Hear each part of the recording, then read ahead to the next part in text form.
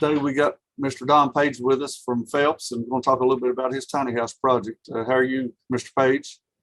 Doing real good. Of course, it's raining today, but we've got the guys out here putting the mini split unit in today. Good. So that'll turn finished. Right. I spoke with you yesterday, I guess it was, and that's basically all that's holding you up on the final process. You got a few little things to tidy up after that, and then you're pretty well finished, aren't you? Yes. Tell us a little bit how the project's gone for you this year. I mean, some of your maybe student experiences, things they liked or didn't like, and any hurdles you had with this build compared to the others, or is it just smooth sailing for you anymore? You know, you built, this is what, number 6 for you? Yeah, and this one about as easy as any of them, I think.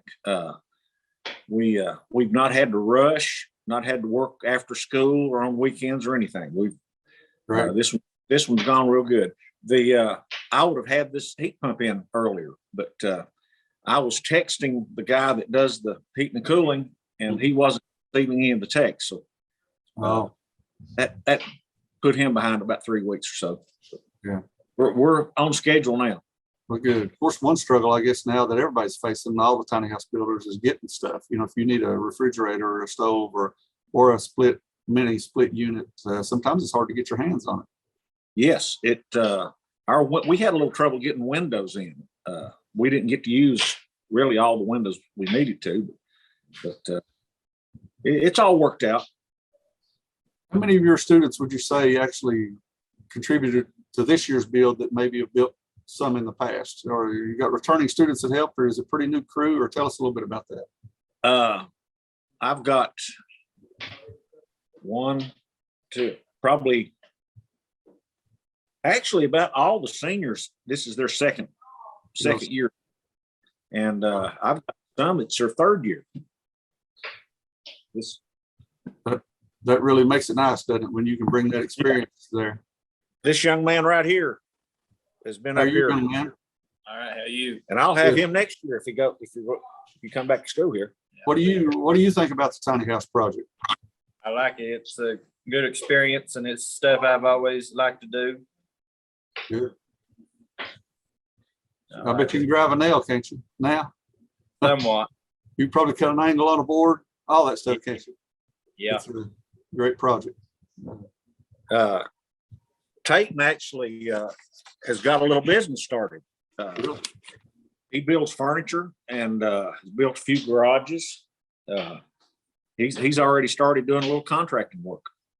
So he's taking all the knowledge you've taught him and applying it in a personal level and starting his own thing. That's great. Yep. That's great. Yep. Those kids. Shows what a good program you've got there. I mean, like I said, you're the only school that's built one every year, and you put out a quality product every year. And we'll have a slideshow running with this. It'll show some of your pictures of your build this year. And they're top notch. Your builds are always top notch. You got good kids there. Good leadership is what makes all that happen, I believe. And I think I've had about as many students that actually work on it this year as I've ever had. Really. And I got several that are really interested and do a good job. Okay. That makes your job easy, doesn't it? It sure does. When you got a bunch of kids, take a project like a tiny house, it gets those kids motivated to want to do things, to want to learn new things. It's amazing what it can all, when you put everything together, what a really great project it can be, and how it can make your position there easier, more enjoyable, I'm sure. Oh yeah. I get students every year that tell me if it wasn't for this, they don't even know if they'd be coming to school. Yeah, isn't that great? Hear that every year. I guess that's why I'm as excited as you are about the tiny house project. It basically, until that came along, we did our thing. We taught kids. You taught kids about carpentry. I used to teach electricity. We taught kids how to be carpenters and electricians. But this project just really ties it together, doesn't it? Oh, well, this gives you the opportunity to do it. Yeah. The money that we get to do this, it's I don't know what I would do without this grant from KVIC. I don't know how I could teach this without it. Well, it was a great opportunity for all of us to get this thing started, just build it forward. Desi Bowling started all this, and we're just thankful that she had the forethought to do that when she did, and that then it can carry on now, and the kids keep getting a bit, reap the rewards every year. This thing is Yes. it's a self-sustaining grant now, and you're up to, you sold your last year's home at 39.5, I believe.